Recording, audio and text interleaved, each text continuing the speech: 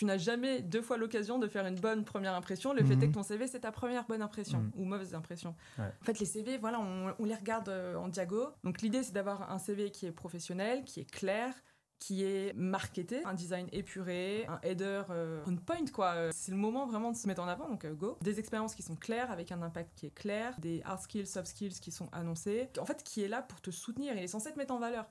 Si tu fais un CV bof, il n'y a pas de raison que derrière le recruteur il soit hypé du recrutement. Essayer de trouver des choses qui vont servir le message. Tu peux mettre un petit hobby si t'es dans un environnement très concurrentiel et qu'on te demande que tu sois un peu pushy, un peu pour la compétition, et que tu as fait du sport et que tu l'as fait au niveau compétition. Plutôt que juste dire tennis, tu peux dire tennis en compétition. Ça montre vraiment qui tu es. Donc profiter du CV et de chaque ligne pour en fait montrer qui tu es, ce que tu peux apporter à la boîte. Oui, faut pas mettre des infos juste pour les mettre. C'est ça. Si ça apporte rien au CV, à l'information, et en plus ça va le surcharger, franchement, ça saute et ça sert à rien.